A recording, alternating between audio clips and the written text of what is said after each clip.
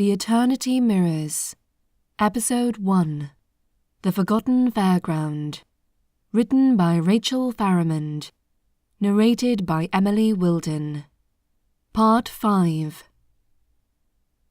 The plan was simple. Steal a defibrillator. They had debated finding parts to make their own, but Megan simply didn't have time for that. A working machine was the only way they could help her right now. Or not even a working one, Shona 2 had suggested. One that is out of commission will do, so long as it mostly works. We can do the rest. Of course, you'll need to get hold of some conductive gel for the paddles, Shona 1 had added. And we'll need a syringe of adrenaline on standby too. It hadn't taken them long to get themselves ready. Nick had been kitted out this time with his own cuff and his own pistol. Chris had even given him an impromptu tutorial on how to use it. Switch it on, point, fire. That was it. No time for target practice, and off they went. They were heading for a world that was similar to Nick's home, where the mirror would be in the same fairground, and there was a hospital not far away. Nick knew the hospital in his own world well. It was where he had been taken age 12, with suspected appendicitis. It had been that particular hospital visit that had put him off the idea of becoming a doctor when he was older, as he had fainted at the sight of a rather large anesthetic needle. As they made their way along a row of mirrors, Nick glanced up ahead to where Chris and Jacob were deep in conversation, no doubt devising some plan for when they made it into the chosen world. I'm guessing this sort of thing doesn't happen very often, he thought out loud. What doesn't happen often? Imogen asked, walking beside him. Someone getting infected with a shadow like that, he clarified. Imogen shook her head. No, I've never seen it happen before. Alistair has, but that was a long time ago. Who was it? Nick asked. Horatio, Imogen replied. He was Alistair's research partner. Most of his old notebooks and papers are still in the library archives. Alistair doesn't talk much about him. What happened to him? Nick's curiosity was piqued. What do you think? Imogen replied sharply. He got infected and he died. She seemed to regret her tone as soon as the words were out of her mouth. But Nick didn't resent her for it. Clearly, the subject was too close to what was happening to Megan now. But before he could reassure her, Jacob called from up ahead. This is it, he said. He and Chris had stopped by one of the mirrors. As Nick and Imogen caught up with them, Nick noted the number at the top. 2165273, Omega. Chris went through first, followed by Jacob. Nick was about to do likewise when Imogen gently caught his arm and held him back for a moment. Nick, she said seriously, this is your first time into a different world. Just remember things will be different, and you must do exactly what we tell you. Okay? Nick's mouth suddenly felt dry. He nodded in response and swallowed hard, trying to steady his breathing. He nodded in reply to Imogen's warning. He balled his hands into fists to stop them from shaking with nerves as he broke the mirror's surface. The mirror was in the middle of the fairground, as it had been in Nick's world. But the fairground here was not abandoned and boarded up. It was thriving and teeming with activity.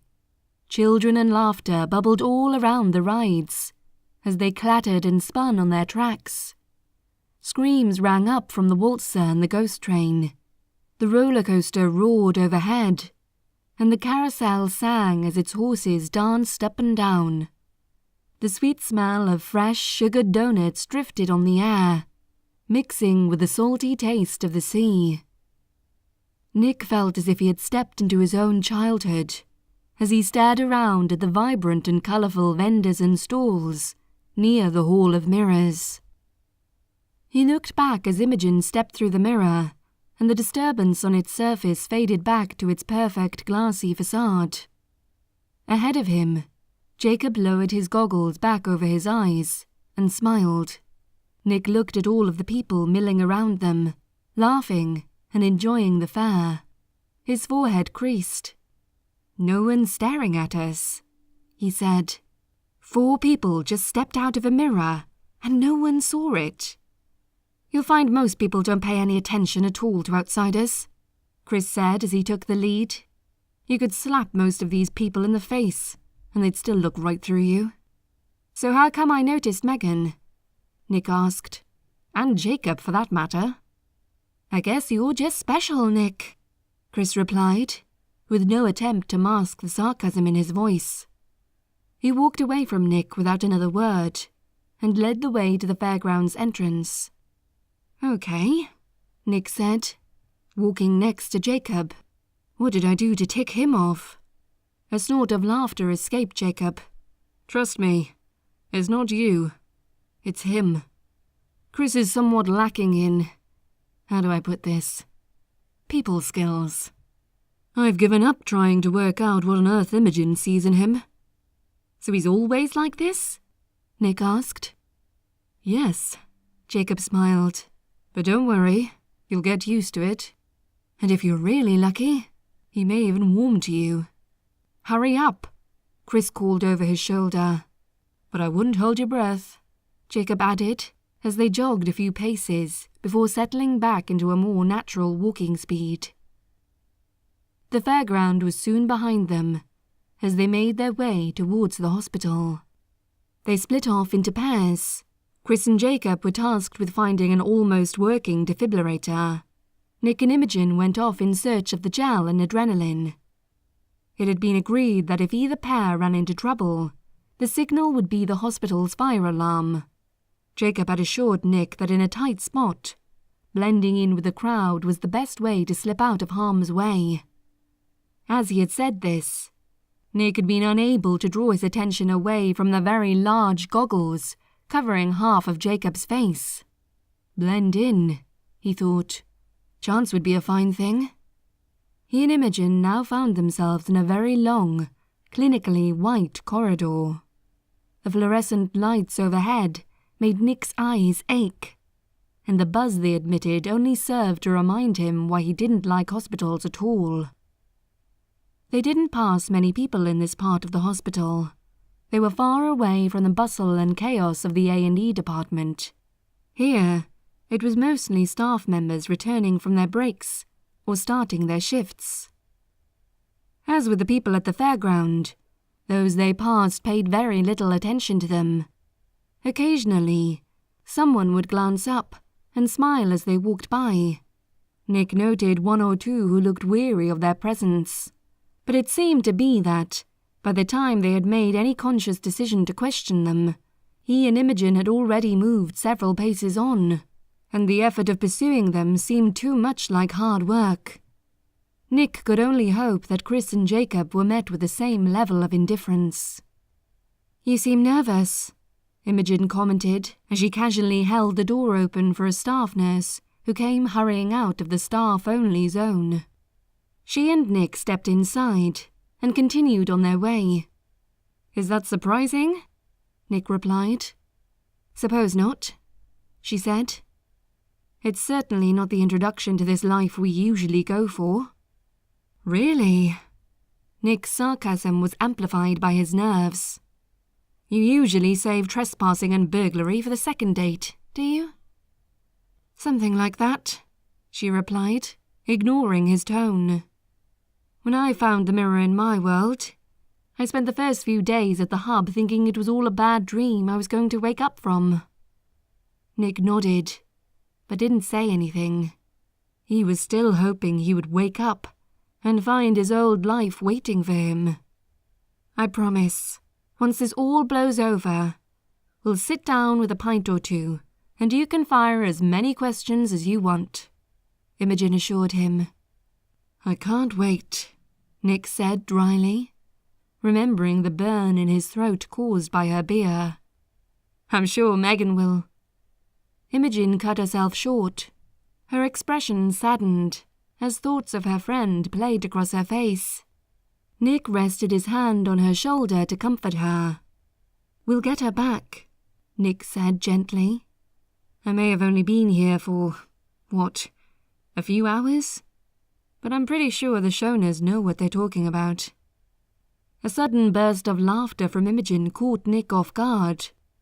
I'm sorry, she said, pulling herself together, but you'll learn. They came to a door marked supplies. Imogen turned the handle and smiled as the door opened with ease. Inside, the walls were lined with shelves, each carefully labelled, and each perfectly stacked with boxes of latex-free gloves, sterile-packed surgical masks and equipment, bandages and slings, neatly rolled and sealed in plastic bags. There were hypodermic needles. Nick made sure he didn't linger on those for too long.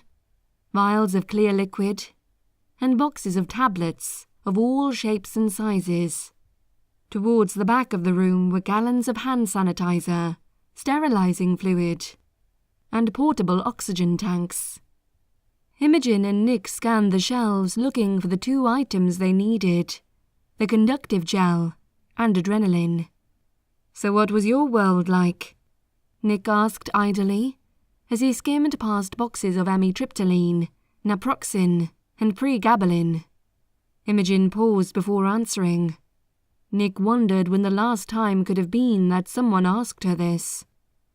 It was pretty similar to this one, I suppose, she said eventually. Most of the worlds in the quadrant have relatively subtle differences. The mirror in my world wasn't in a fairground. Where was it? Nick was studying the labels on several small glass bottles. At the back of an archive room in a museum. I was working there as an assistant to the curator when I found it, and... She didn't need to finish the sentence.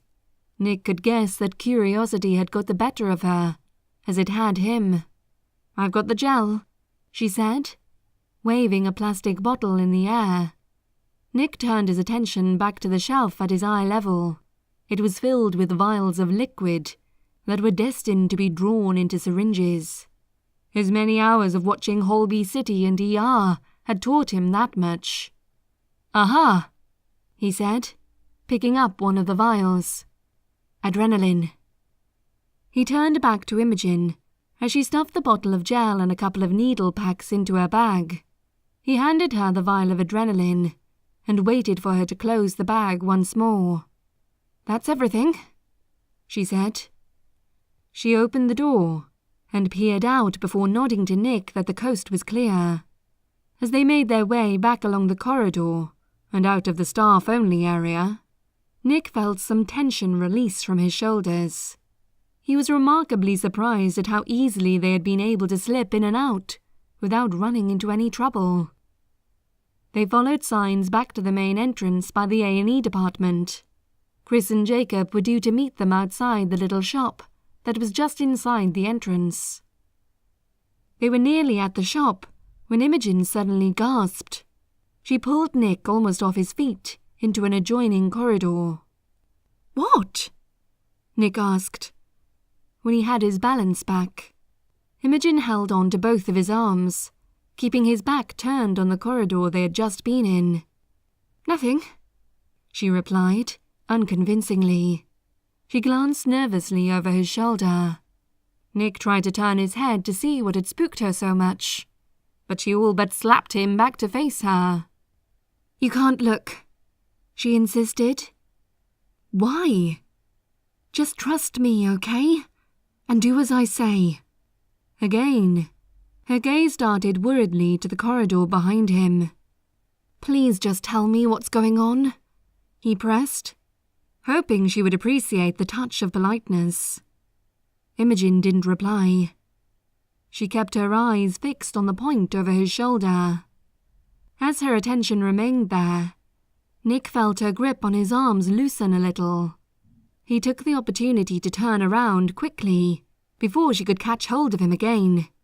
Nick, no! She protested. But it was too late. Nick was already looking back into the corridor. By the reception desk at the entrance was a doctor. He was talking casually to one of the nurses and paying no attention at all to Nick or Imogen where they stood partially concealed in the adjoining corridor. It didn't take long for Nick to understand why Imogen had pulled him off course as she had done. The doctor's face was all too familiar. It was his own.